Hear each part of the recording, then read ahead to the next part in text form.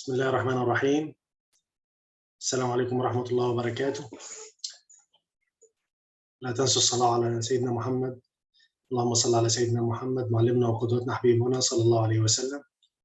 اليوم هنبدأ المحاضرة الخامسة من الكرونيك hyponatremia, especially patient with hypervolemic hyponatremia. The first step to treat this patient should do a clinical assessment to your patient to decide this patient already volume overload or volume depletion, or intravascular effective arterial blood volume is low or high. We'll start by clinical exam from head to his lower limb.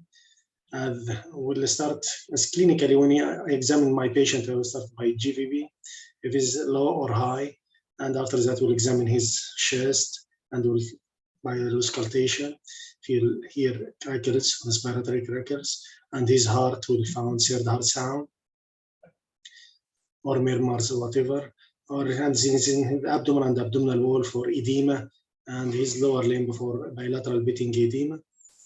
And with other, we saw in our picture some symptoms beside our clinical assessment. You know, major types of hyponatremia, we have three types as mentioned before. The first type is through hypovolemic hyponatremia. Second type, eovolemic hyponatremia, already discussed in last presentation. And today we'll discuss hypervolemic hyponatremia, especially with two common clinical cases in our practice in consultation, especially from cardiology and from GIT team. And regard congestive heart failure and cirrhosis, liver cirrhosis with hyponatremia. To remind us, we already started this diagram. Just I found this nice diagram to remind us what is remaining for in hyponatremia. As I mentioned before, I promise you I will finish any subject related to hyponatremia to finish the headache to all our nephrologists from this horrible subject of hyponatremia. And will transfer all my education and my training here to all my colleagues everywhere. We'll start this, you know, this our algorithm already will start by this hypotonic hyponatremia. After we decide our patient already hyponatremia, serum sodium less than 130. And after we check serum osmolarity, we found this serum osmolarity less than 275. This equal hyponatremic hyponatremia. And then second step after I go to my algorithm to hypotonic hyponatremia to assess the volume status for my patient. If the patient hypovolemic, we discuss this in the first presentation, and we discuss this point, and the remaining is this, I will discuss this in separate presentation, renal salt hosting and cerebral salt hosting. And regarding eovolemia, we discussed already syndrome SIADA in last presentation. And as regard the primary polydipsia, this easy case because when a patient came to you and you found your patient eovolemia just from history, if you found your patient just taking more than 3 liters, 2 liters per day, just keep him in NBO and repeat lab at least 4 to 6 hours, you will find dramatic response to just fluid restriction or keep him in NBO for 4 to 6 hours. And with potomania, this patient is just drinking a lot of tea and beers. I saw one patient drinking around 5 or 4 bottles of beer, and another patient beer and toast was taking a large cup of teas about 4 to 6 times per day with just toast. You will just, if you from history, you can diagnose and you can discontinue this drink or foods. After that, you will find dramatic response to your patient. As regards the SIAD already discussed in the last presentation, today I will concentrate on hypervolemia, hyponatremia, especially with this patient, two patient common consult, congestive heart failure from cardiology and liver cirrhosis from GIT team. Again, I will mention this why we are correcting this chronic hyponatremia in this patient, because this high increased risk of mortality. We observe that, and many trials studies done for that. We just found this increased mortality risk, morbidity, and the length of hospital stay because this hyponatremia. We can discharge a patient with sodium 118 and less than 120. Because it's high risk for fracture, high risk for CNS symptoms, gait disturbance and cognitive impairment, and high risk for osteoporosis. All this will lengthen our patient hospital stay already. That algorithm, I repeated again from Dr. Kamel, this very nice algorithm. If you face any chronic hyponatremia patient, you should follow this algorithm. Just keep in your notes, pockets, and your phone as you like, just and you can put in your mind too, if you listen for this presentation. Just chronic hyponatremia, the first step, any patient with chronic hyponatremia, as I mentioned, you need to assess his effective arterial blood volume to see your patient high volume depleted or volume overload. If not volume depleted, we'll go to this algorithm. If your patient volume depleted, you think this patient GVP is flat and other as our examination, you will think is your patient in volume depleted side. Just second step, just check your patient, look for your patient edematous or no. If this patient volume overload, as the picture I already showed before, and I will show next slide. If your patient volume expanded, we are here, yes, we are in congestive heart failure and liver cirrhosis, and we'll go with this track. If your patient not edematous like that, we will go to this track. This was GIT and volume depleted, so cerebral and salt wasting, diuretic, primary adrenal, all this discussed in the first presentation, and we'll discuss some of this later. If my patient effective arterial blood volume is low, this patient not with my patient, my effective arterial blood pressure for my patient is okay, my patient is euvolemic, we'll go to this track. Is your patient on thiazide diuretic or GFR is low? If the answer is no, just check urine osmolarity. If less than plasma osmolarity, this is also, if no, we'll go to check urine lights, and if less than 30, if the answer is no, because of this urine osmolarity, again, if this is high and the urine this is high and this is low and this urine osmolarity is high, this is low effective arterial and volume depletion. Okay, I hope to this be clear. And if my answer for this no, and this urine osmolarity and urine lights is no, I should check serum cortisol and the TSH. If my answer is abnormal, maybe my diagnosis secondary adrenal insufficiency or severe hypothyroidism. If both results are normal, my diagnosis is SIADH. I think our algorithm reach here now. My effective arterial blood volume is low, is yes. My patient is edematous already, yes. I am in this at that point now. Is there patient heart failure or liver cirrhosis? As regard our clinical assessment, blood overload, just keep this picture in your mind.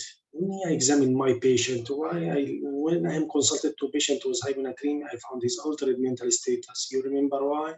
From picture of acute hyponatremia, if the patient in acute hyponatremia, he will develop cerebral edema, because the brain will take a long time, maybe 2 days, to adapt it to these new changes from extracellular compartment with the brain intracellular component of lights and osmolytes.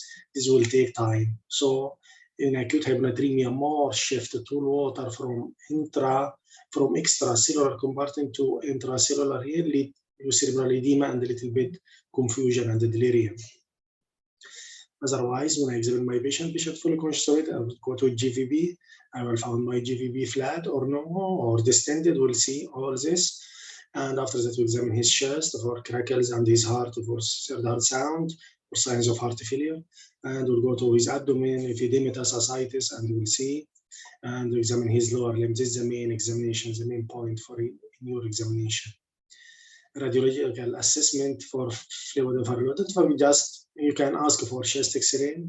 You will see congestive hilum or curly P lines. You will see clear in your lung. Other just abdominal ultrasound to check his ascites, and this clear can be done by examination. Lower limb for edema, you will see tissue edema even by ultrasound or by radiology, and other by now chest X-ray and cardiology, and also cardiology by echo or by POCUS. Now we have POCUS, this small probe. You can connect that probe in your mobile, and you can check your diameter of an inferior vena cava. If more than 2.5 centimeter means is dilated Envirovenic cava is a sign of volume overload. If you can't decide by your clinical exam to assess your patient, this patient is volume overload, volume depleted, just we can use this measure, chest X-ray, echocardiogram, and this focus to assess envirovenic cava diameter. The same as we saw, just this is a nice picture too, as with cerebral edema with altered level of consciousness and acute hyponatremia, myocardial edema, you can see this through echo, pulmonary edema by chest X-ray, and even GIT edema and renal interstitial edema. And when you see one consult from cardiology or some most common patient with tensile ascites, with liver cirrhosis, what is the problem with this patient? This patient will go to AKI, maybe with hyponatremia and other complications, because this patient already doing compression or doing this renal interstitial edema is number one, and this tensile ascites doing pressure on our renal vessels, especially renal veins, and decrease in perfusion of our kidneys. This lead to reduced GFR, uremia, and salt and water retention, and more deterioration of our hyponatremia. Tissue edema, this whatever the complication was wound infection and poor wound healing, this lower limb edema, and the patient will be generalized edema, especially cardiology patient, and GIT edema, malabsorption, and ileus with constipation. We have tensile ascites with constipation. All this will complicate our patient by acute kidney injury at the end and deterioration in his case. We'll start by this case number one, Mr. H. He's 64 years.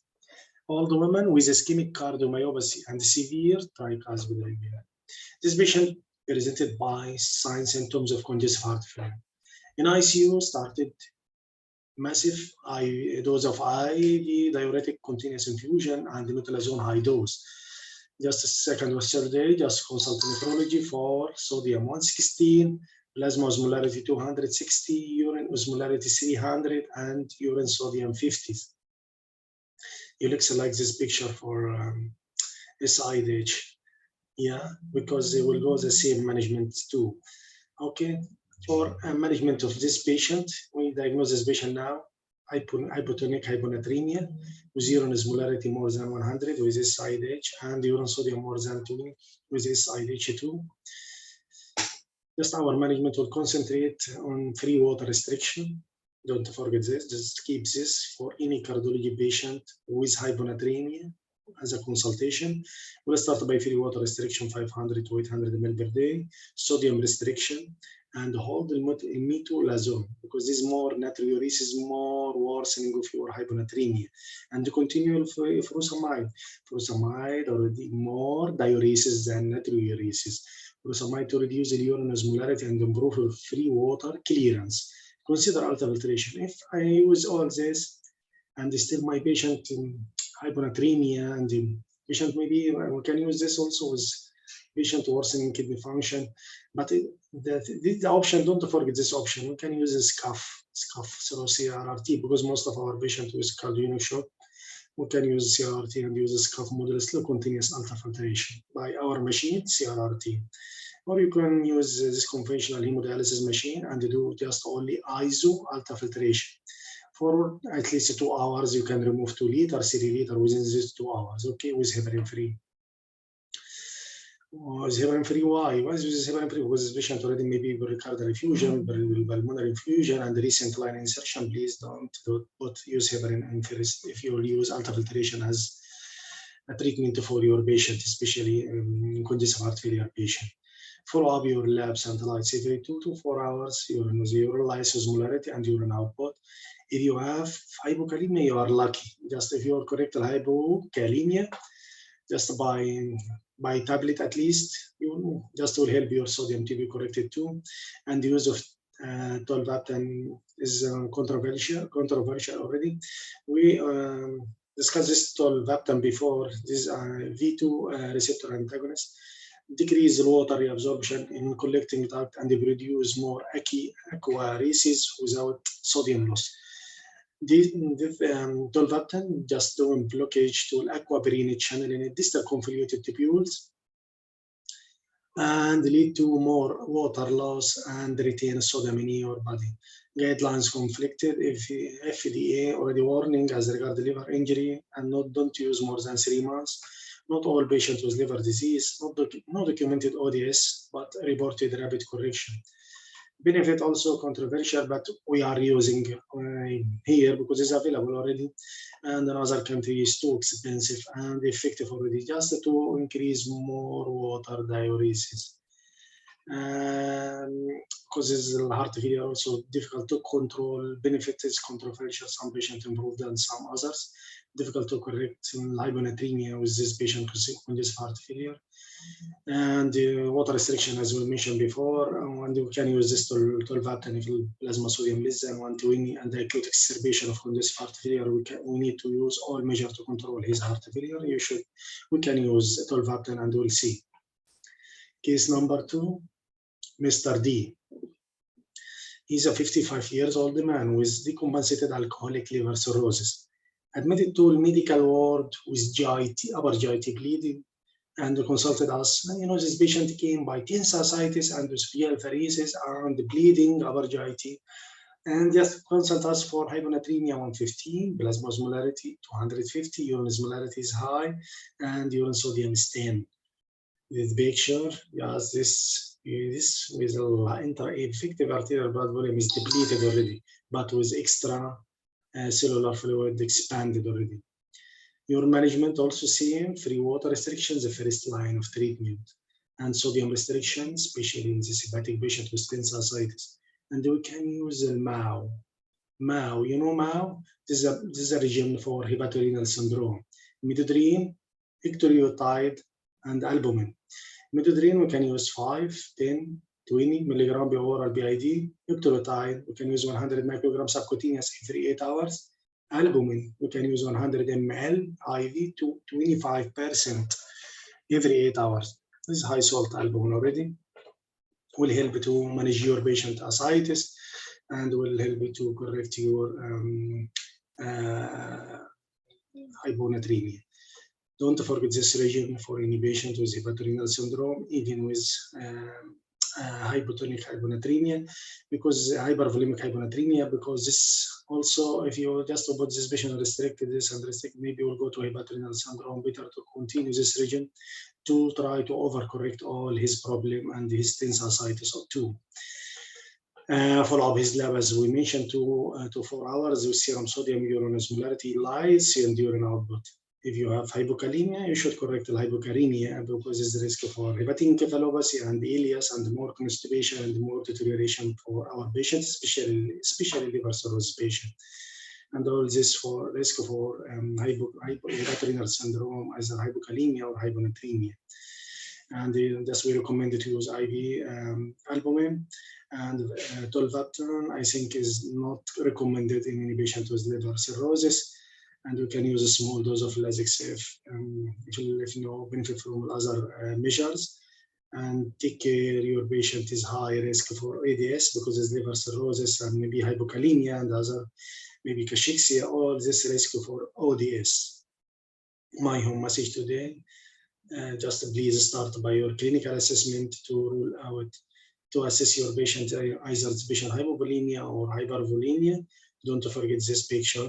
Start by, when you are go to your patient, just ask him, just assess his mental status. Your patient is conscious or no, or confused, and then go to GVB examination, chest examination, heart examination, abdomen examination, and bilateral lower limb examination.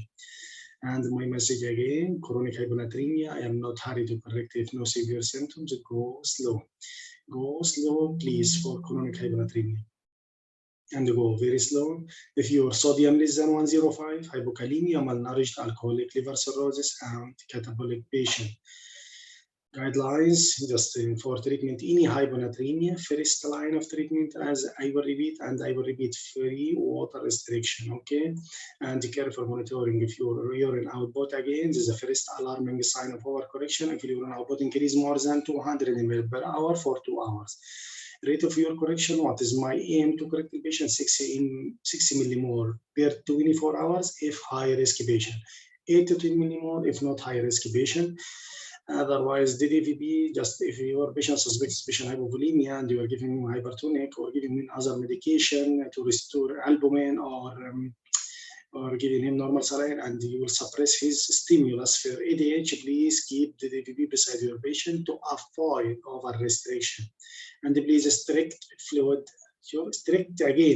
his fluid intake, free water intake, because if you give the DDVP with free water intake is the same, the 2 liters, 3 liters per day will deteriorate your hyponatremia. In general, don't exceed 8 millimole per liter per day if with any normal patient. In high-risk patient, 4 to 60 millimole per day. And this again, my reference and my guidelines. If you have time to read more and you need to know more details. ونسألكم الدعاء بالصحة والعافية والستر والبركة، ولا تنسوا الصلاة والسلام على سيدنا محمد معلمنا وقدوتنا وحبيبنا صلى الله عليه وسلم، ولا تملوا من الصلاة على سيدنا محمد، نحن عايشين ببركة الصلاة على سيدنا محمد. والسلام عليكم ورحمة الله وبركاته، ونلقاكم في فيديو قادم بإذن الله قريبا، والسلام عليكم ورحمة الله.